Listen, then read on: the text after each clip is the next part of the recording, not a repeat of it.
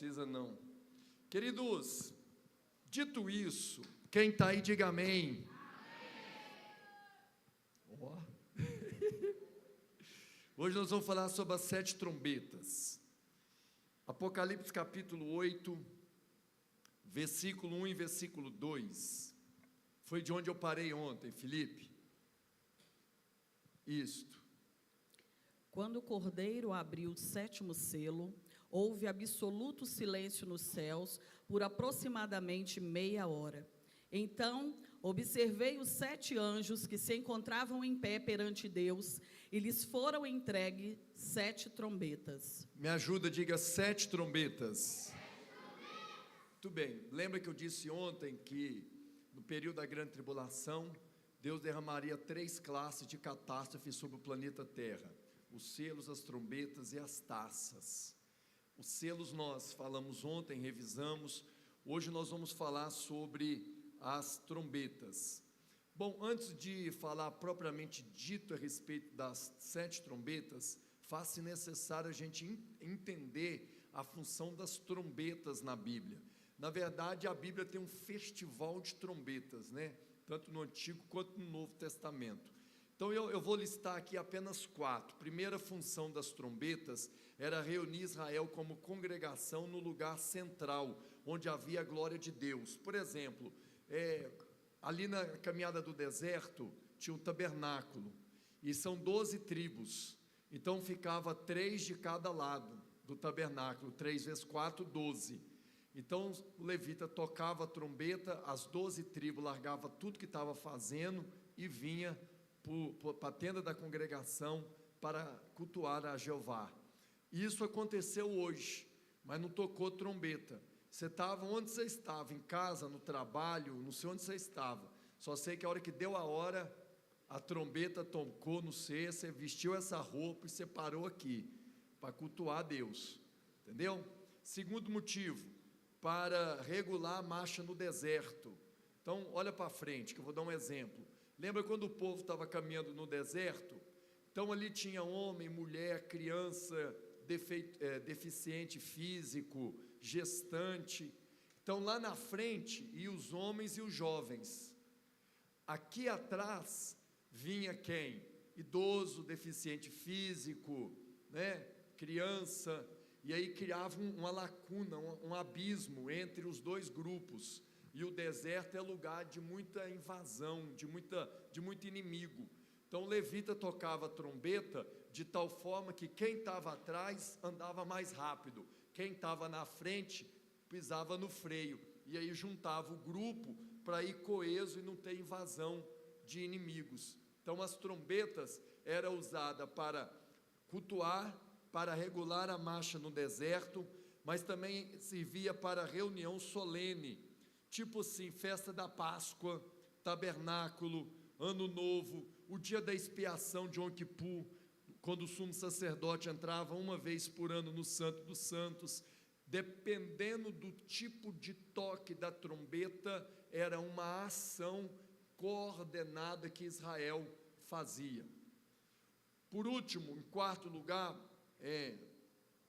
se tocava trombeta para manifestar juízo, quando Deus queria decretar juízo sobre alguma cidade ou sobre alguma situação, tocava-se as trombetas. Por exemplo, o episódio mais famoso é a derrubada dos muros de Jericó. Lembra quando o povo de Deus deu a volta aos muros de Jericó? Ali não teve um tiro, não teve uma espadada, não teve um soco, não teve nada. Apenas no toque da trombeta e no brado do povo de Israel, aquelas muralhas todas caíram por terra. Do mesmo jeito que lá no Antigo Testamento, os levitas tocaram a trombeta e o juízo de Deus caiu sobre a cidade de Jericó, nessa mesma conotação, assim quando esses 7 anjos tocarem as trombetas, e o Senhor também vai entrar com julgamento sobre o planeta Terra. Agora, o que você não pode confundir? A trombeta de Deus com a trombeta dos anjos. Por isso que eu disse que na Bíblia tem um festival de trombetas. Põe aí para mim, Felipe, 1 Tessalonicenses 4,16. Esse eu esqueci de pôr aí, amor. Mas vai pôr na tela ali, ó. Olha aí, lê isso aí, Daniela. Pois, dada a ordem, com a voz do arcanjo e o ressoar da trombeta de Deus, o próprio Senhor descerá dos céus, e os mortos em Cristo ressuscitarão primeiro. Note que aí não é trombeta do anjo. Nota que aí é a trombeta de Deus. É a trombeta do Senhor. Qual que é a diferença? Essa trombeta aqui é para reunir todos os salvos para o arrebatamento. A trombeta dos anjos tem outra função, é para decretar juízo na terra. Não confunda trombeta de Deus, trombeta dos anjos.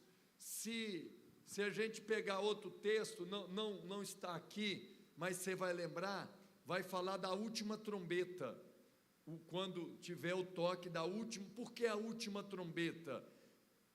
Porque veja bem, olha para cá, quando o corredor, lá naquela época, os corredores, quando eles iam correr, na largada tocava a primeira trombeta, para ele entender que partiu.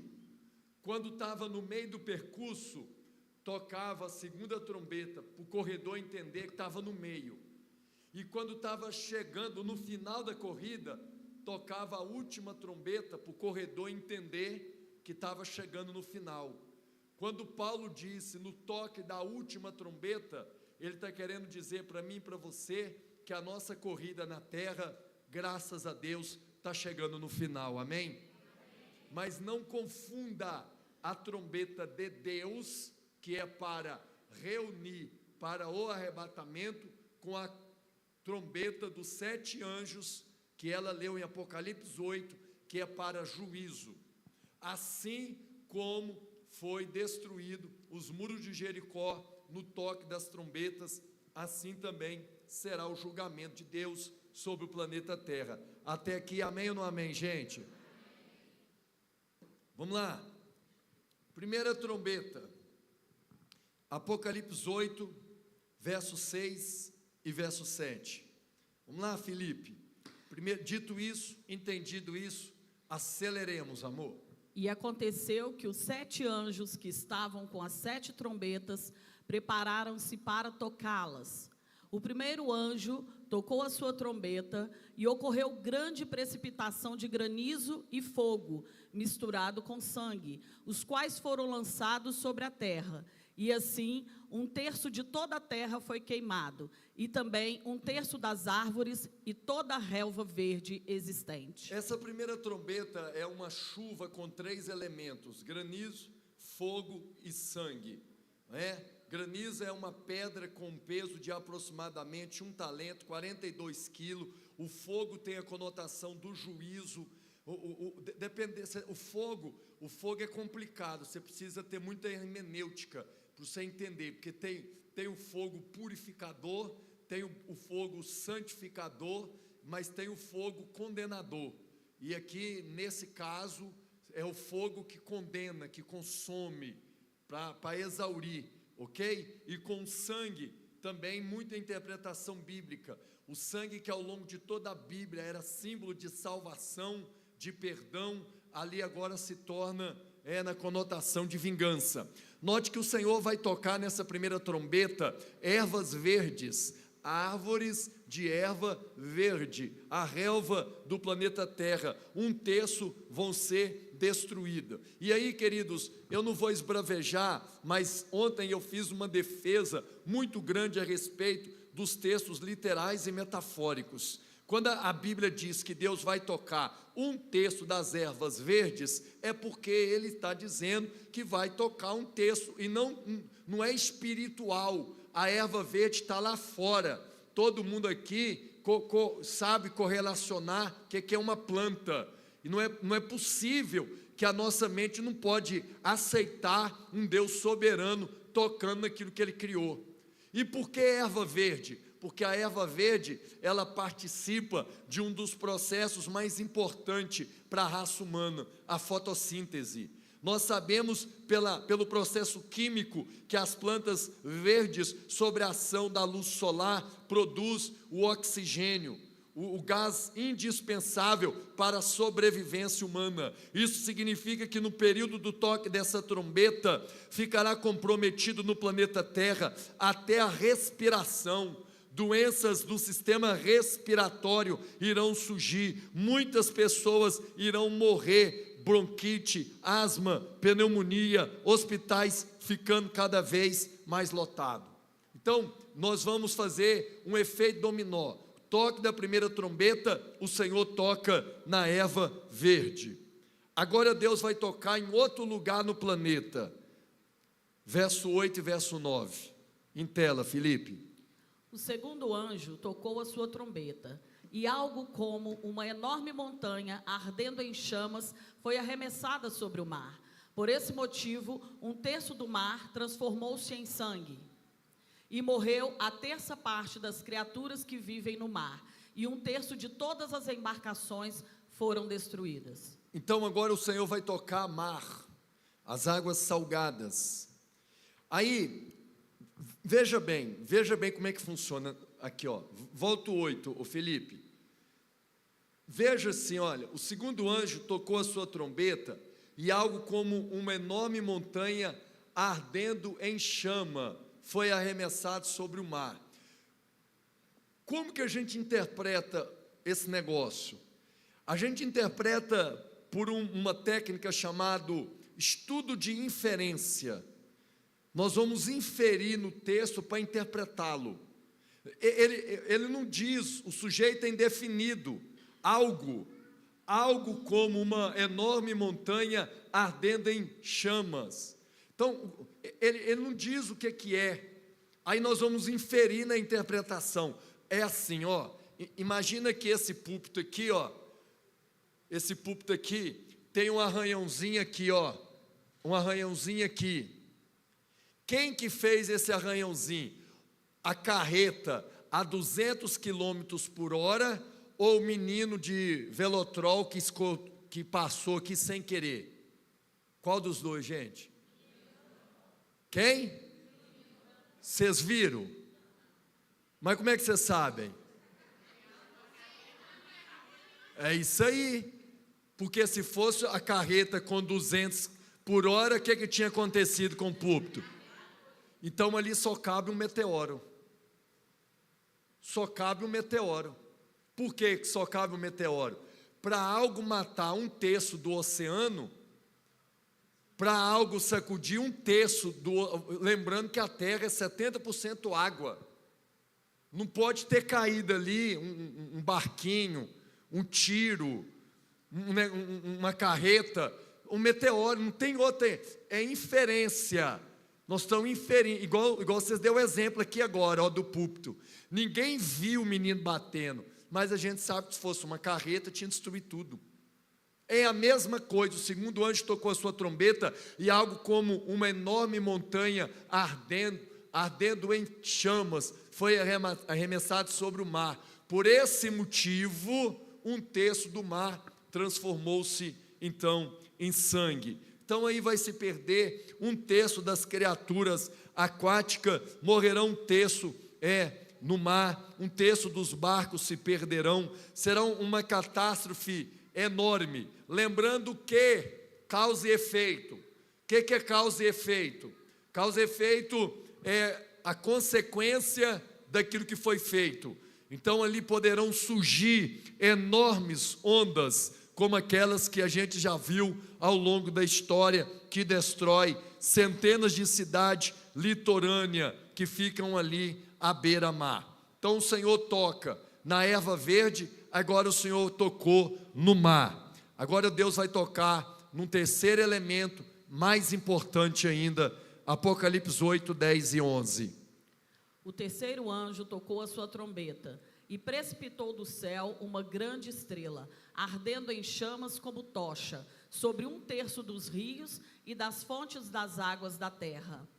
E o nome dessa estrela é Absinto, Portanto, 1/3 de toda a água potável da terra tornou-se amarga, e as multidões morreram pela ação nefasta das águas que foram envenenadas. Então agora Deus vai tocar no elemento principal, a água. Ali diz o nome da substância, absinto, que significa amargo. O texto diz que muitos homens morrerão, muitas doenças provenientes das águas, tal como cólera, diarreia, hepatite A, esquistosomose e etc. A Bíblia mostra claramente que doenças oriundas das águas ceifarão muitas vidas. Valendo lembrar que o ser humano é capaz de passar muitos dias sem comer, mas nenhum ser humano é capaz de passar um longo período sem beber água. Lembrando que 70% do nosso corpo é água. Lembrando que sem água ninguém sobrevive. E então, por causa da necessidade da água, ela estará completamente contaminada. Não somente doenças no sistema digestivo, quanto na pele, quando alguém for tomar um banho ou fazer qualquer tipo de uso da água. Então o Senhor já tocou na erva verde, o Senhor tocou na água salgada, e agora o Senhor está tocando na água doce. Guarda aí, vai vendo onde que isso vai parar. Apocalipse 8:12, Deus vai tocar os astros. O 4º anjo tocou a sua trombeta, e 1/3 do sol foi ferido, bem como a 1/3 parte da lua e das estrelas, de maneira que 1/3 dele se escureceu completamente. Assim, 1/3 do dia ficou sem luz, e também 1/3 da noite. Aqui é mais um daqueles textos que mexe com a cabeça de todo mundo. Mas nada mais, nada menos, João está narrando um colapso no sistema mundial. Porque agora o Senhor vai tocar sol, lua e estrela. 1/3 do dia o sol não dará o seu brilho, consequentemente, 1/3 da noite a lua no outro hemisfério não vai dar também o seu brilho, e as estrelas também não. Tá, valendo lembrar que o planeta Terra, ele faz 2 movimentos. Ele faz um movimento chamado rotação, 24 horas, em torno do seu eixo imaginário. Até assustei a hora que ela levantou. Falei, será que é o sol? Valeu, sem problema. Então a Terra faz 2 movimentos.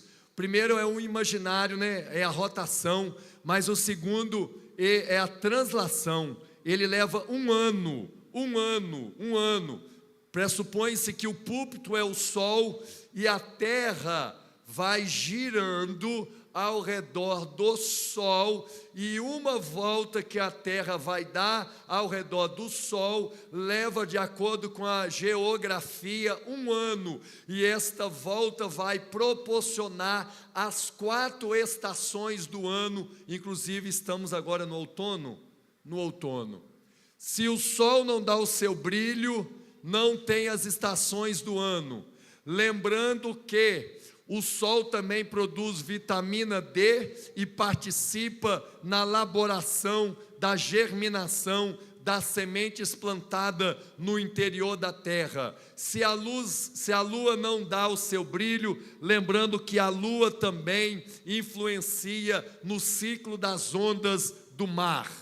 O que João está mostrando para nós é que o Senhor tocou na erva verde para tocar no homem, o Senhor tocou no mar para tocar no homem, o Senhor tocou na água doce para tocar no homem, e agora o Senhor tocou nos astros para tocar no homem. Mas mesmo o Senhor fazendo isso, este homem não se arrepende, não muda, não se dobra diante do Criador. Então agora Deus vai mudar a estratégia. Agora, de vez de Deus tocar em alguma coisa para tocar no homem, agora Deus vai tocar diretamente no homem, propriamente no homem. Verso 13, né? Pode ler. Enquanto eu admirava esses acontecimentos, ouvi uma águia que planava pelo meio do céu, grasnindo em alta voz: ai, ai, ai, dos que habitam sobre a terra, por causa dos toques das trombetas que estão prestes a serem toados pelos próximos anjos. Então veja bem, gente, o que estava deixando João admirado? Olha, eu admirava esses acontecimentos. Quais acontecimentos? E veja bem, aquela palavra admirados ali, não é como alguém que admira uma obra de arte. Ele está extasiado. Aquela admiração não é a admiração do positivo, é a admiração do pasmo. Ele está pasmo, ele está paralisado diante do que ele viu nas primeiras 4 trombetas, no sol, na lua, na água, no mar, na erva verde, etc. Aí, veja bem, aí quando ele estava pasmo, admirando os efeitos, vem grasnindo em alta voz, o rei James diz uma águia, João Ferreira diz um anjo. A tradução mais literal seria um anjo. Mas aí, a mensagem foi essa. Me ajuda a pregar. Ai, que igreja, diga: ai, ai, ai, dos que habitam sobre a terra. Tem 2 expressões na Bíblia que denota sofrimento. E aqui estão elas. A primeira expressão que denota sofrimento absoluto é choro e ranger de dentes. O único na Bíblia que disse choro e ranger de dentes foi o Senhor Jesus. Jesus disse 7 vezes choro e ranger de dente. Jesus disse 6 vezes no livro de Mateus, e Jesus disse 1 vez no livro de Lucas. 7 é o número da perfeição. Choro e ranger de dente é sofrimento perfeito. Aí agora nós temos a segunda expressão para sofrimento. Ai, ai, ai. Não é à toa que quando você machuca, você que é crente dá glória a Deus, né? Eu não, eu digo ai, ai, Senhor. Ai, ai, ai dos que habitam sobre a terra. Por quê? Porque agora o Senhor não vai tocar mais lá para atingir o homem. Agora Ele vai tocar diretamente na carne do homem. Ele diz sobre quem os ais vão se cumprir: sobre os habitantes da terra, daqueles que tiverem ficado para trás. E é isso que nós vamos ver agora. O primeiro ai, você precisa prestar atenção, são 12 versos, tem que ler, ela vai ler, nós vamos acompanhar e depois eu vou voltar explicando ponto por ponto. Apocalipse 9, verso 1, Filipe. Então, o 5º anjo soou a trombeta, e observei uma estrela que havia caído do céu sobre a terra. Aquela estrela foi entregue à chave do poço do abismo. Assim que ela abriu o poço do abismo, subiu dele fumaça como de uma colossal fornalha. O sol e o céu escureceram como fuligem que saía do abismo. Desta fuligem saíram gafanhotos que vieram sobre a terra, e lhes foi concedido poder como o poder dos escorpiões da terra.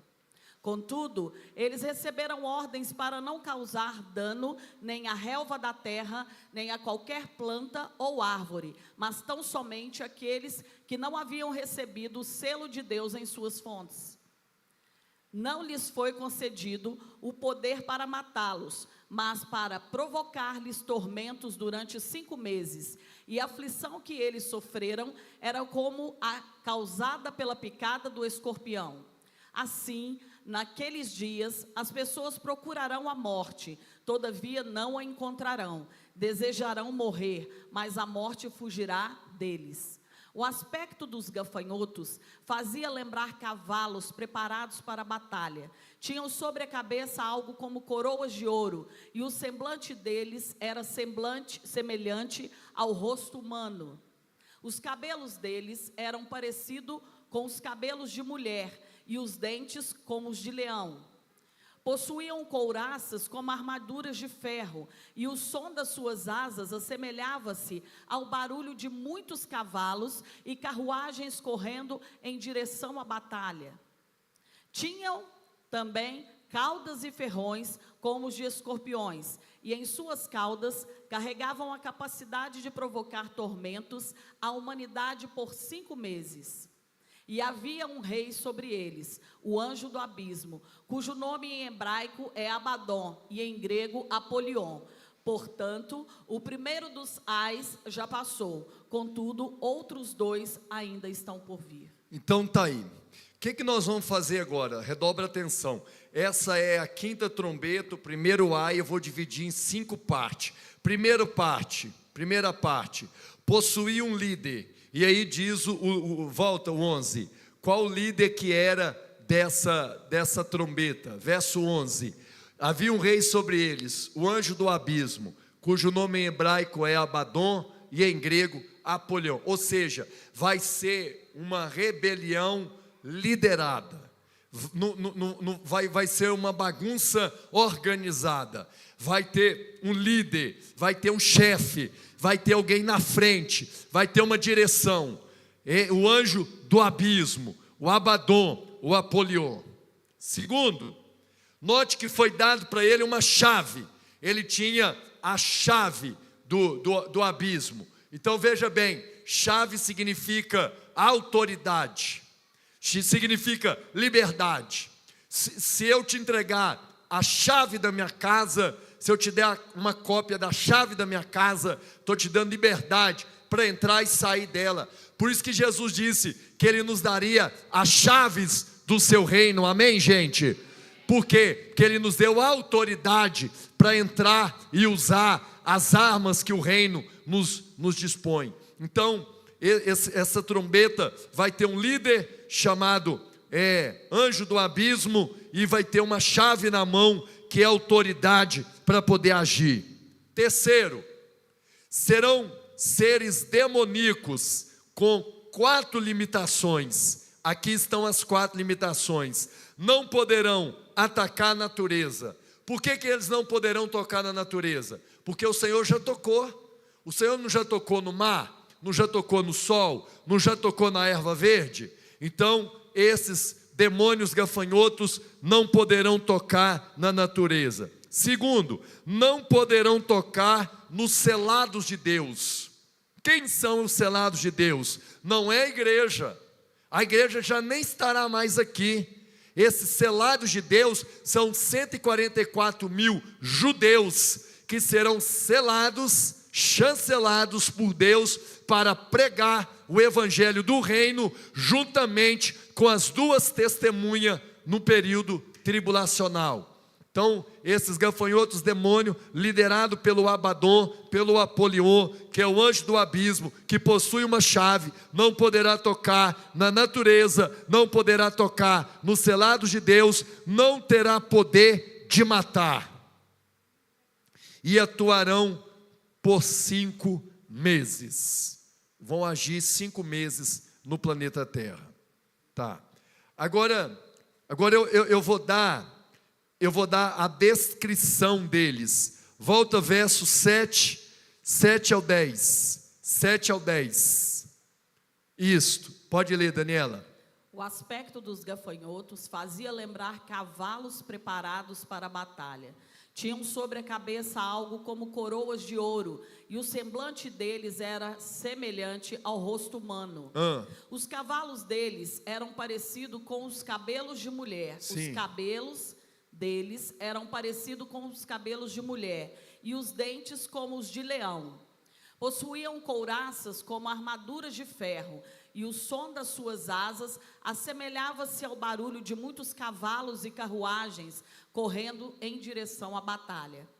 Tinham também caudas e ferrões como de escorpiões, e em suas caudas carregavam a capacidade de provocar tormentos à humanidade por 5 meses. Então aqui nós temos uma descrição: cavalos aparelhados para a guerra fala da força, coroa fala da vitória, rosto de homem fala inteligência para fazer o mal, cabelo de mulher fala que serão grandes, dentes como de leão, poder para atacar, couraça de ferro, não poderão ser mortos por armas humanas, asas com ruídas de carro, velocidade para agir, cauda semelhante de escorpião, veneno para envenenar.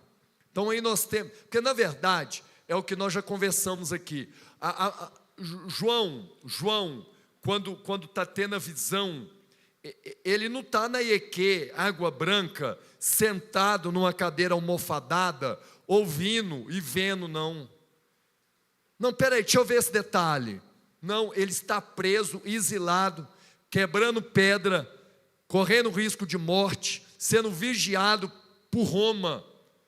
Então João está escrevendo, e ele está vendo e escrevendo rápido, e além de ver e escrever rápido, ele tem que codificar o que ele está vendo, e na verdade, posso te dizer mais, ele está vendo coisas que nem ele está conseguindo decifrar, e ele tem que escrever para a gente poder entender depois.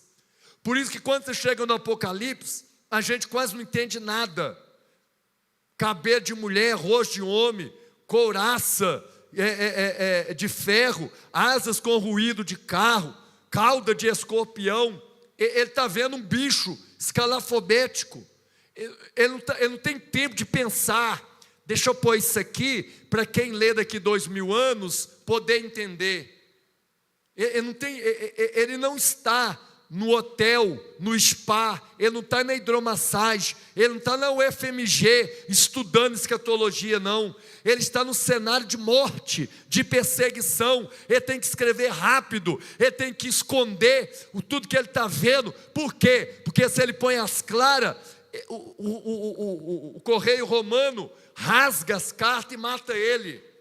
Aí você lê essas descrições, você fica assim, e agora? O que ele quis dizer? E às vezes nem ele mesmo teve tempo para poder interpretar isso.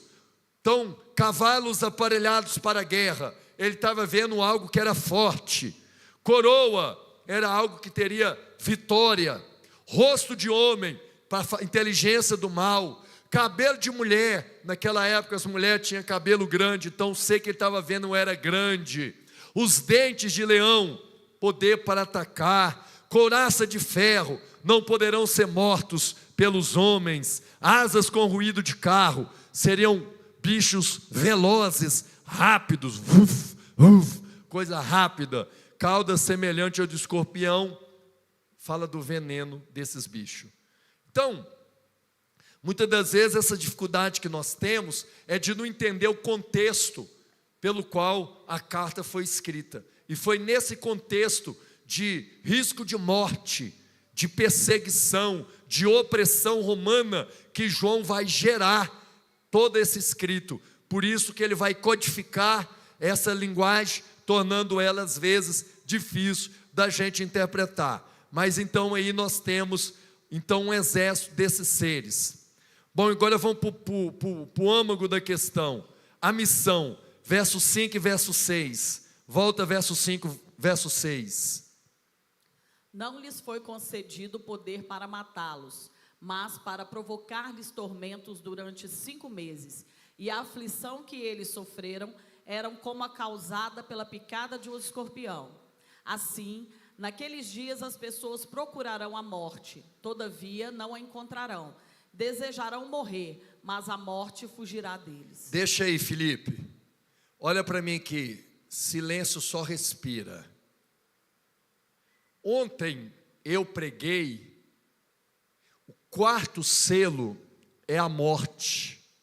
O 4º selo, a morte é liberada junto com Hades e ataca o planeta Terra. E 1/4 da população morre. Hoje eu estou pregando o contrário. É a primeira vez na história que a morte entra de férias. Agora é o homem que vai procurar a morte e a morte vai fugir do homem. Ontem eu preguei assim, olha, vai vir o Thanatos e o Hades, e vai levar 1/4 da população mundial. Agora que diz assim, naqueles dias, em quais dias? Do toque das trombetas, as pessoas procurarão a morte, todavia não a encontrarão. As pessoas desejarão morrer, mas a morte vai fugir dos homens. Por que as pessoas vão desejar morrer? Por causa da picada dos gafanhotos demônio. A dor será vai atormentar, vai ser tão dolorida. E aqui está, dor física terrível, delírio mental, febre, náusea, vômito, alteração da pressão sanguínea, falta de ar. E diz o texto, por 5 meses. Hoje, se a pessoa tropeçar e cair de qualquer jeito, morre. Se a pessoa gripar, morre. Naquela época, a pessoa vai poder fazer o que ela quiser tentar para tirar a própria vida, mas a morte vai fugir dela. A pessoa vai sofrer 5 meses na carne. 5 meses na carne. O texto, irmão, não tem outro. Olha, não precisa ser teólogo, é só saber português. Assim, naqueles dias, as pessoas procurarão a morte, todavia não encontrarão, desejarão morrer, mas a morte é que vai fugir. Primeira vez na história que a morte entra de férias. A vida toda a morte procurou o homem. Essa é a primeira vez que o homem vai procurar a morte. De tanta dor, de tanto sofrimento que vai existir naquela época, no toque da trombeta. Primeiro Deus tocou a erva verde para o homem se arrepender, não se arrependeu. Depois o Senhor tocou no mar e o homem não se arrependeu. Deus tocou na água potável, o homem não se arrependeu. Deus tocou nos astros, o homem não se arrependeu. Então agora o Senhor vai tocar diretamente no homem, na carne do homem. O homem vai procurar e não vai achar o meio de acabar com a dor promovida pela picada desses gafanhotos demônios. E este é o primeiro ai. Vamos ver agora o segundo ai. Apocalipse 9, verso 13, em tela. Então, o 6º anjo fez soar a sua trombeta, e ouviu uma voz que se projetava dos 4 ângulos do altar de ouro que se encontra na presença de Deus, dizendo ao 6º anjo que empunhava a trombeta: solta os 4 anjos que se encontram atados junto ao grande rio Eufrates. Foram então soltos os 4 anjos que se achavam preparados para aquele exato momento, dia, mês e ano, a fim de que matassem 1/3 de toda a humanidade. O número dos cavalos que formavam o exército era de 20.000 vezes 10 milhares, de acordo com o número que ouvi. Os cavaleiros e as montarias que vi em minha visão tinham esta aparência. As suas armaduras eram vermelhas como fogo, azuis como jacinto e amarelas como enxofre. A cabeça das montarias parecia a cabeça de um leão, e de suas bocas lançavam fogo, fumaça e enxofre. E por intermédio desses 3 elementos de destruição, fogo, fumaça e enxofre, que eram cuspidos de suas bocas, foi morta 1/3 parte de toda a humanidade. Este então agora é o segundo ai. Volta no verso 13. Deixa o verso 13. Primeiro somos informados que 4 anjos estão presos junto ao grande rio Eufrates, e eles são soltos, ok? Olha, então o 6º anjo fez soar sua trombeta, e ouvi uma voz que projetava dos 4 ângulos do altar de ouro que se encontrava na presença de Deus. Vai, Felipe, acha aí os anjos, aí, dizendo ao 6º anjo que empunhava a trombeta: solta os 4 anjos que se encontravam atados junto ao grande rio Eufrates. Irmãos, nós sabemos que quando houve a rebelião no céu, 1/3 dos anjos se rebelaram contra Deus, seguindo então a Lúcifer. Não me pergunta por que tem anjo solto e por que tem anjo preso, mas nós somos informados pela visão de João, que quando ele vê o segundo ai, o toque da 6ª trombeta, tem 4 anjos que estavam presos no rio Eufrates. O que a teologia ensina a respeito disso?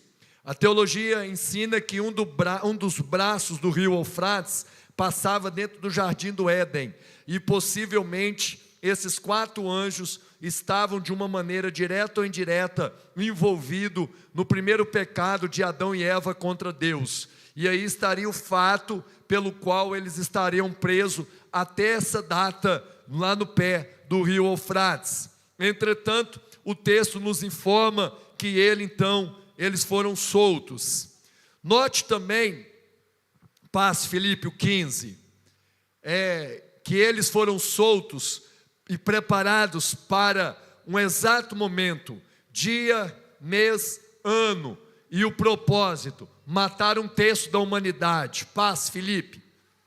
Agora vai dar o número dos seus cavaleiros que formam um exército, era de 20 mil vezes 10 milhares, 200 milhões, de acordo com o número que eu vi. Então, como é que a gente resolve isso? Simples, nós temos a informação de 4 anjos que vão liderar um exército de 200 milhões de demônios.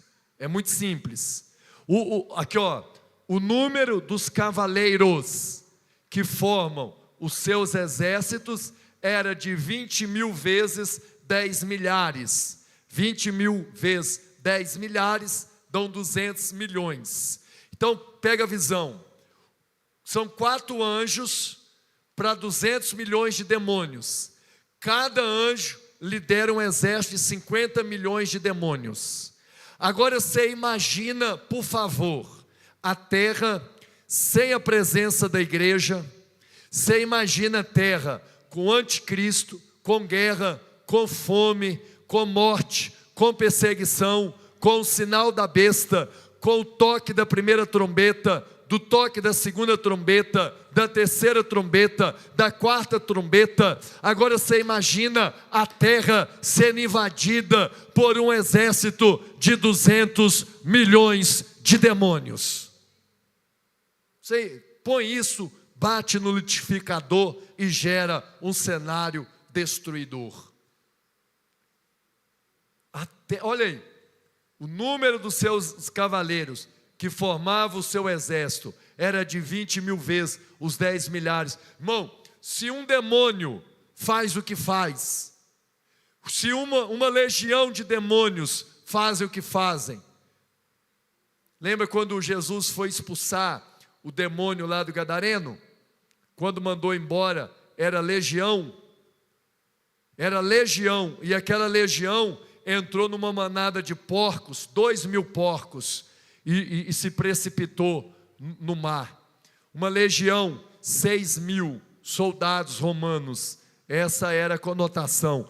Aquele homem tinha no mínimo 6.000 demônios.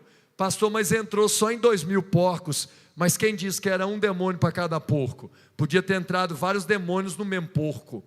No mínimo 6.000 demônios. Agora você imagina o que vai virar o planeta Terra, sem a presença da luz e do sal, que é a igreja.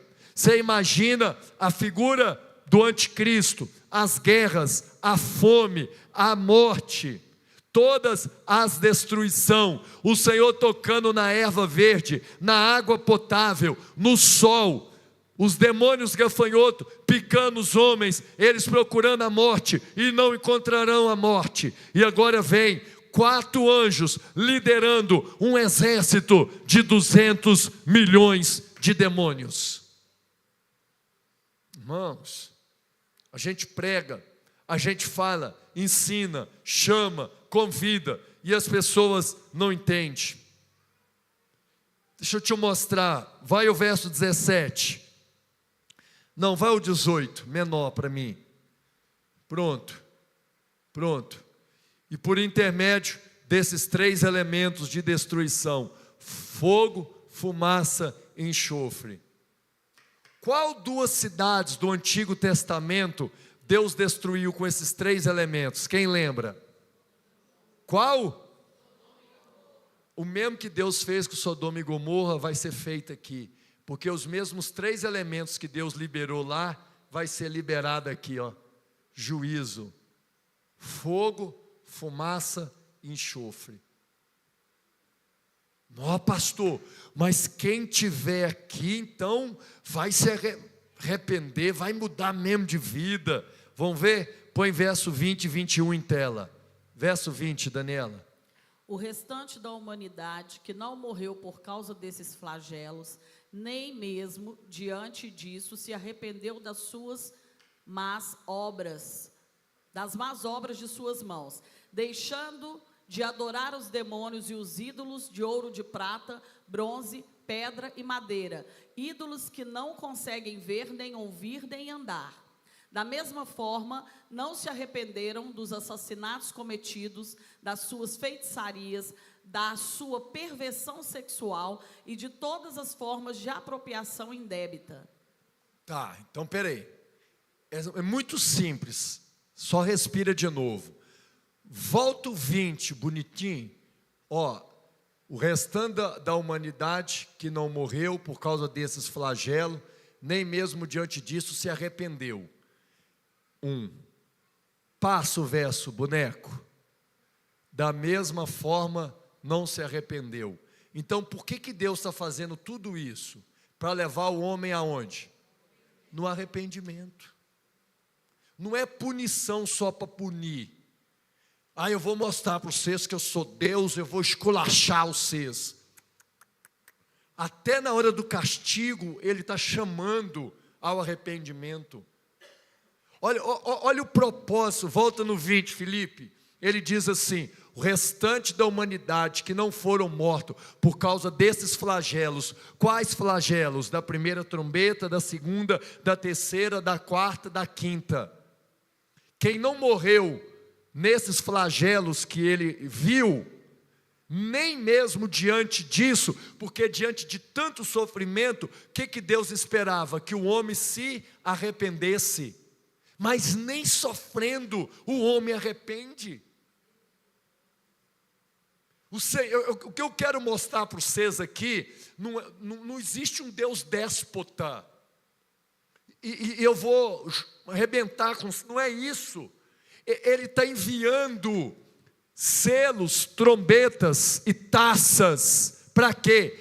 Para o homem se arrepender, para o homem mudar de vida, para fazer correção de rota. Por isso que eu disse aqui ontem, que o Apocalipse tem caráter profético. Porque ele não é só apocalíptico e escatológico, ele é profético, ele tem chamada ao arrependimento. Arrependa-te, volta, muda de vida, toma uma posição, firma o corpo, tenha solidez de fé. Eles não se arrependem diante disso, nem das más obras das suas mãos, deixando de adorar os demônios, os ídolos de ouro, de prata, de bronze, de pedra, de madeira, ídolos que não conseguem nem ver, nem ouvir, passa, nem andar. Da mesma forma, não se arrependeram dos assassinatos cometidos. Irmão, só vai piorar. Não se arrependeram de nada, de nada, de nada. Não adiantou. O homem é de dura serviço. A gente passa por isso. A gente chama, a gente convida, a gente prega, a gente fala, entra no ouvido e sai no outro. O coração do homem está cheio de pecado, de malignidade, está petrificado, nem diante do sofrimento. Uns diante do sofrimento se derretem como a cera, outros se empedram como barro. Por isso que Deus quebra, por isso que Deus envia esses juízos sobre o planeta Terra. Um exército de 200 milhões de demônios invadir a terra e o homem não se prostra. O homem sentia tanta dor que ele procurava a morte e a morte fugia dele. Amanhã, quando eu estiver aqui pregando as taças, você vai ver que quando há trevas no trono da besta, o homem morde a língua de tanta dor, mas também não se arrepende. Qual que é o problema do coração humano? O que está acontecendo com a raça humana? Olha para você ver que coisa terrível. Volte o verso 20. O restante da humanidade que não morreu por causa desses flagelos, nem mesmo diante disso se arrependeu das más obras. Ali está falando que a expectativa divina foi frustrada, porque a expectativa divina é que um homem se arrependesse, mas o homem não se arrepende. Por isso que é justo o que Deus vai fazer, por isso que é legal o que Deus vai fazer, por isso que Deus tem direito de imputar juízo sobre uma humanidade rebelde. Irmão, Deus está chamando o homem ao arrependimento desde Gênesis capítulo 4. Nós estamos em Apocalipse 9. Desde Gênesis 4, o homem peca Gênesis 3, né? Gênesis 4, Deus está chamando o homem ao arrependimento. Deus chamou o homem ao arrependimento através dos profetas.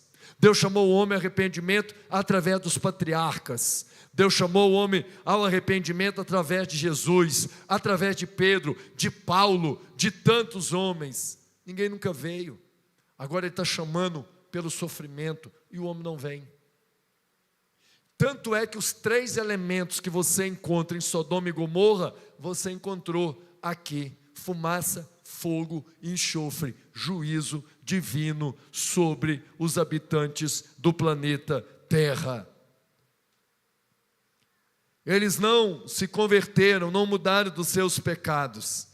Adoração a demônios, idolatria, homicídio, morte, feitiçaria e fornicação são pecados que ainda vão continuar e vão cada vez mais aumentar.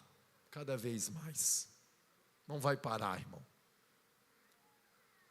Esse é o segundo ai.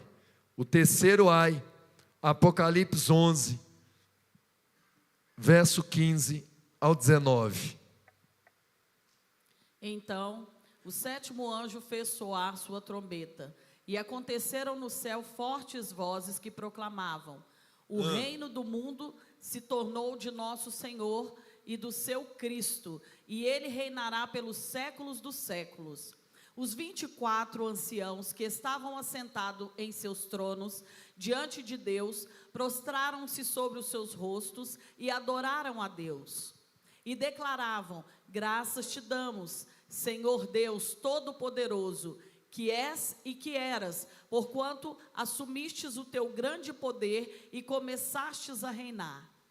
De fato, as nações se enfureceram, chegou todavia a sua ira. Eis que é chegado o tempo de julgares os mortos e de recompensares os teus servos, os profetas, os teus santos e os que temem o teu nome, tanto os pequenos como os grandes, e a hora de destruíres o que assolam a terra.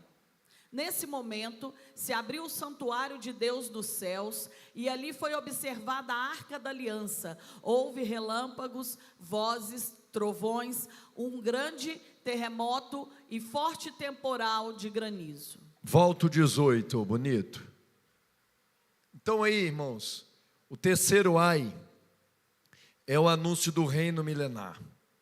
O que nós temos aqui? A teologia da retribuição.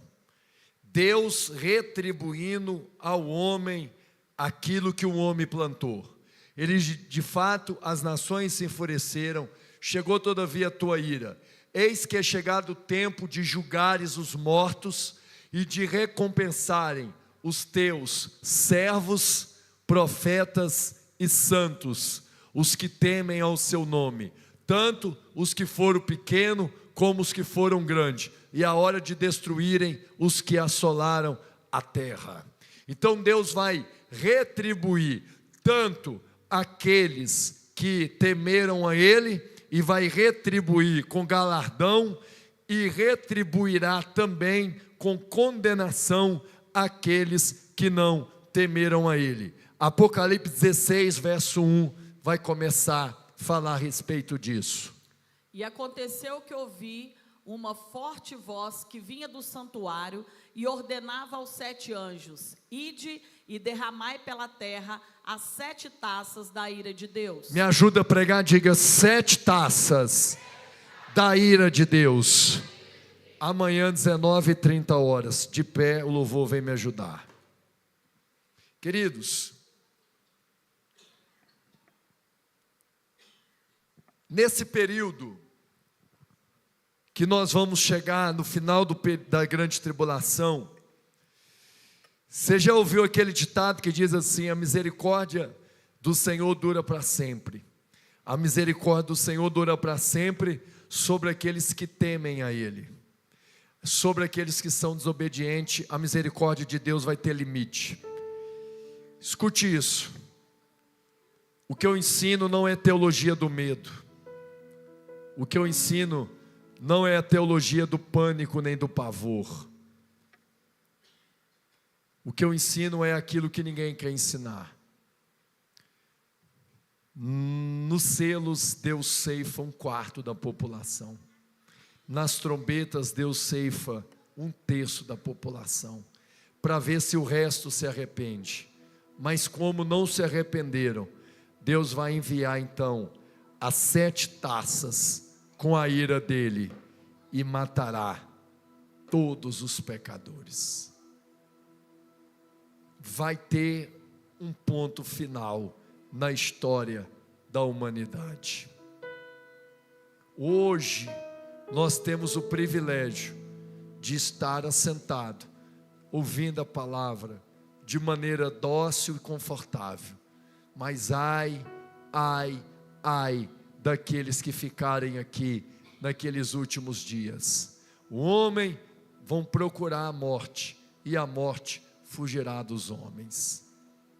Fica firme, permaneça firme no Senhor, porque enquanto tudo isso estiver acontecendo aqui na terra, a igreja verdadeira, aquela que lavou as suas vestes, alvejou no sangue do Cordeiro, quando a trombeta de Deus tocar, o nosso nome será chamado. Essa é a nossa bendita esperança, o nosso corpo glorificado, e nós andaremos em ruas de ouro e de cristais, e nós desfrutaremos do banquete celestial, e nós comeremos do fruto da árvore da vida, e nós receberemos um corpo de glória. Deus, obrigado, Pai, obrigado pelo plano tão perfeito. Obrigado porque o nosso nome está escrito no livro da vida. Pai, obrigado porque quando tudo isso acontecer, nós não estaremos mais aqui, Pai. Nós estaremos já desfrutando do nosso, Pai, do paraíso eterno. Nós já estaremos desfrutando, meu Pai, Senhor, da nova Jerusalém que desce ataviada do céu. Meu Pai, eu oro para que cada pessoa permaneça firme, meu Pai, neste propósito, e que quando, meu Pai, a última trombeta soar, o nosso nome seja chamado. Pai, eu oro por esta noite, e que esses ensinamentos ganhem, Pai, terra fértil no nosso coração, e que cada um de nós possamos, meu Pai, gerar frutos de arrependimento, para que nós não estejamos aqui no dia que tudo isso acontecer. É a minha oração nessa segunda noite de seminário, o alerta final, em nome de Jesus. Amém e amém.